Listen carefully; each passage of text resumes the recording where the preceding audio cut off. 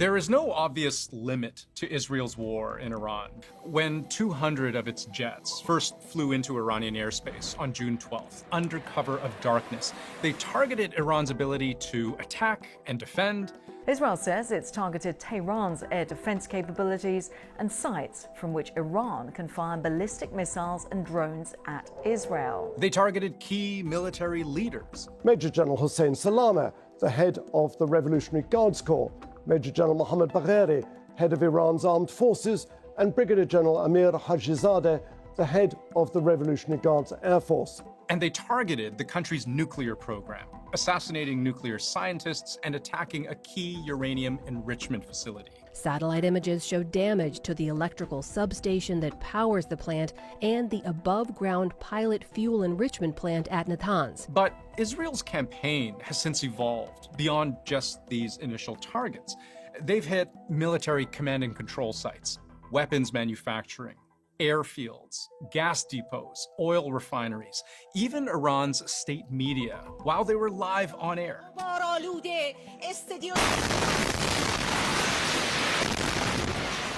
And shortly after the attack, the Wall Street Journal published an exclusive. Israel had considered killing Iran's supreme leader, Ayatollah Ali Khamenei, the most powerful political and religious authority in the country.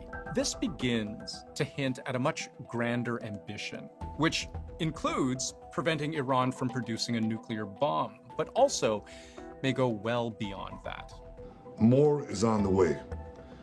The regime doesn't know what hit them. They don't know what will hit them.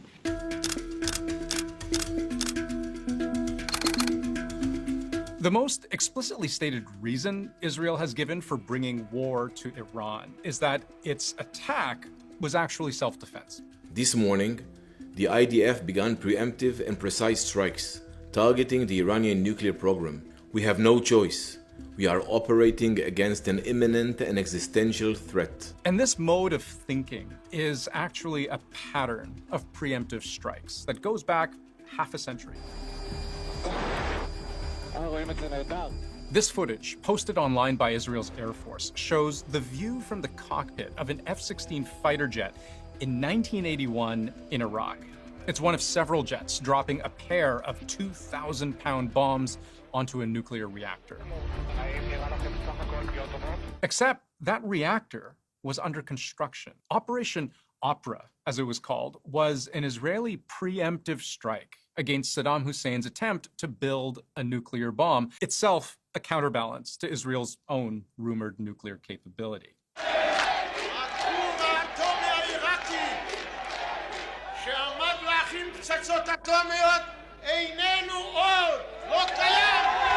Israel's prime minister at the time, Menachem Begin, told the world what would, then and there, become doctrine. We chose this moment now, not later, because later may be too late. We shall defend our people with all the means at our disposal. We shall not allow any enemy to develop weapons of mass destruction turned against us. This is how Israel has dealt with every single nuclear threat or potential nuclear threat within the Middle East and the surrounding region since its foundation. Since Israel's new war in Iran, it has repeatedly claimed Iran is on the verge, closer than it's ever been, to developing a nuclear bomb. And if not stopped, Iran could produce a nuclear weapon in a very short time. It could be a year, it could be within a few months. It's provided no proof of this, though, and it's similar to claims Israel's prime minister has made before. A red line should be drawn right here before Iran gets to a point where it's a few months away or a few weeks away from amassing enough enriched uranium to make a nuclear weapon. Israel's claim of new intel that Iran is close to a bomb also contradicts the American position from Donald Trump's own head of national intelligence. The IC continues to assess that Iran is not building a nuclear weapon, and Supreme Leader Khamenei has not authorized the nuclear weapons program that he suspended in 2003. But none of that may matter. Tulsi Gabbard testified in March that the intelligence community said Iran wasn't building a nuclear weapon. I don't care what she said. I think they were very close to having. Both President Trump and Prime Minister Netanyahu agree that the Iranian nuclear program poses a serious threat to Israel, to U.S. interests, to regional stability. There's not much daylight there. Netanyahu has asked every U.S. president since George W. Bush to participate in a military operation against Iran's nuclear program. And President Trump is the first American president to at least condone it, if not actively support it. So Israel's endgame here may be about recognizing a persuadable ally in Donald Trump. Because while Netanyahu's goal has long been to set back or destroy Iran's progress towards a nuclear bomb, he can't do it without U.S. help. Just north of Natanz, which Israel claims to have damaged significantly, is Fordo, yet another uranium enrichment site, but that Iran has tunneled into a mountain. Israel has no way of destroying that facility from the outside, but the US does, in the form of 30,000-pound bunker-busting bombs. President Trump tonight on the edge of making a consequential decision. It is one that could send the U.S. to war and could define his presidency. And we should be clear here, while Israel has arguably already set back Iran's nuclear program and could do so even more with the right kind of American help, experts generally agree it would be difficult to permanently undo or even freeze Iran's nuclear progress. This is a very large, very advanced enterprise that Iran has been developing over decades, really. Because the program is so dispersed, I'm not convinced that further military action would actually be sufficient to fully eliminate the Iranian nuclear program if Iran was to decide that actually, you know what, we need to push towards a nuclear weapon. So then, what else? What other objective might Israel be trying to achieve?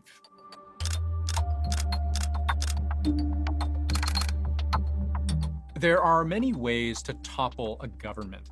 They almost all involve attacking the power structure that holds it up. The top military leaders and nuclear scientists were targeted in these opening strikes. The most important of which is Hossein Salami, who is the head of the Revolutionary Guard Corps. Until now, they've only targeted IRGC commanders and IRGC facilities. They have not touched the regular armed forces. Their goal is that if you weaken the Revolutionary Guards that form sort of the core of the regime, then that creates a vacuum. They hope that the regular armed forces will step in and that will rejigger the internal imbalance of power. And there's clear evidence Benjamin Netanyahu sees at least the possibility that the attacks and killings could open the way for some kind of uprising. Listen to how he addressed Iranians specifically the day after he bombed their country, with many more such attacks yet to come. Israel's fight is not with you. It's not with you, the brave people of Iran whom we respect and admire. Our fight is with our common enemy, a murderous regime that both oppresses you and impoverishes you. This is your opportunity to stand up and let your voices be heard. Woman, life, freedom. Zan, Zandegi, Azadi. Those last three words, Persian for woman, life, freedom. It's a nod to one of the fiercest uprisings Iran had seen, maybe since the revolution in the late 70s.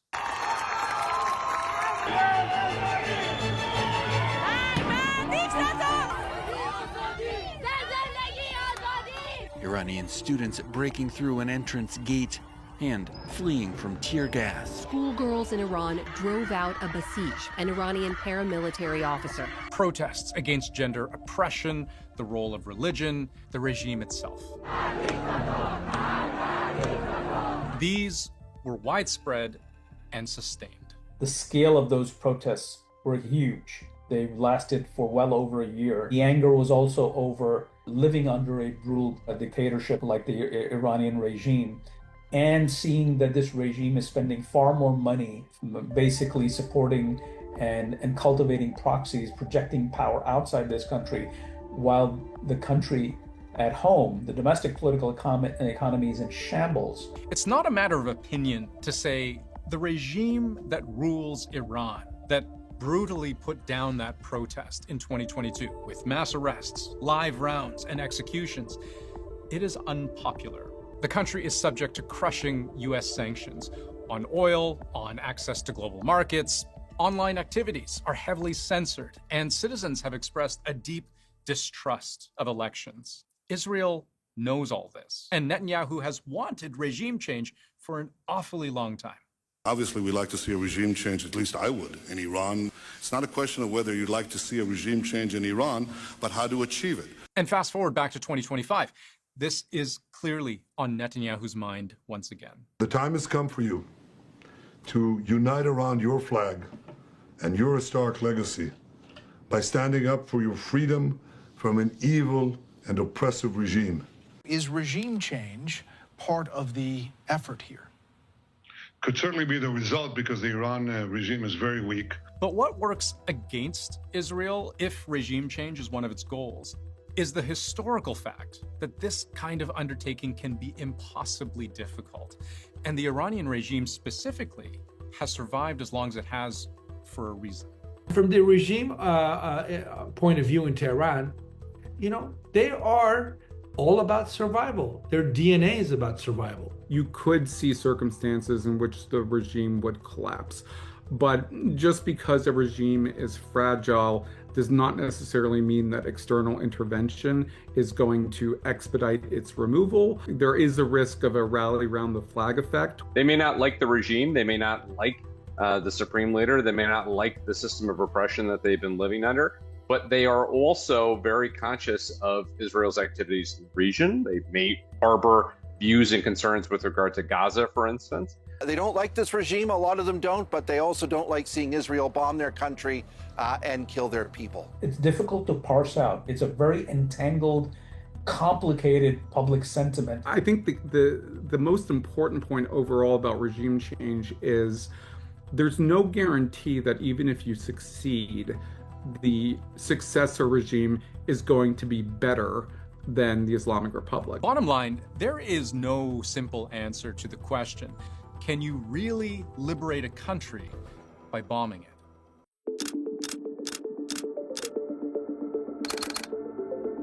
I've seen some experts debate whether the real question here about what is driving Israel's attack is less about figuring out its endgame as it is about understanding, more simply, that it is seizing an opportunity. In many respects, this is a dream scenario for Netanyahu. Not the October 7th attack, but once October 7th happened, this is about as good as it could turn out for Netanyahu. The last several years have severely weakened Iran's base of power in the Middle East. Its proxies, Hamas in Gaza, Hezbollah in Lebanon, and Houthis in Yemen. Their senior military leadership has been targeted, killed.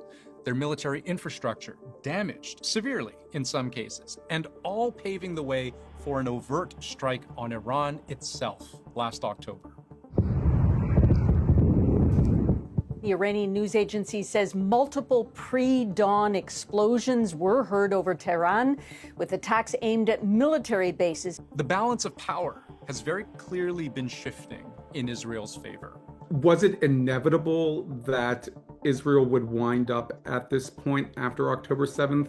I don't think so. Now, I think if Netanyahu had been presented with this scenario on October 8th, he would be very happy with it. If he was told that Hezbollah would be neutered, the Assad regime would have collapsed, and the Iranians would have been severely weakened, and there would be this opportunity to take action against Iran. But I don't think in those early days and weeks and months after October 7th that Israel was thinking long term. But one thing we have yet to fully understand is what happens when Israel fully plays its trump card. I mean that almost literally. How far is the U.S. willing to go to help realize whatever Israel's true end goal might be? Have you been answered questions about whether you are moving closer or you believe the U.S. is moving closer to striking Iranian nuclear facilities? Where's your mindset on that? I can't say that, right? You don't seriously think I'm going to answer that question? No, I may do it. I may not do it. I mean, nobody knows what I'm going to do. And Trump has stopped only barely short recently of threatening to kill Iran's leader outright, merely implying that he could do so whenever he chooses. But we also know Donald Trump to have deep reservations about plunging American troops into a so-called forever war in the Middle East. That certainly conjures images of Iraq, of Afghanistan, even of Somalia. There are very few things that Americans seem to agree on these days. One of the few, I think, is that the vast majority of Americans are not interested in another Middle East ground war. So that question mark hovering above Donald Trump, will he or won't he get more involved?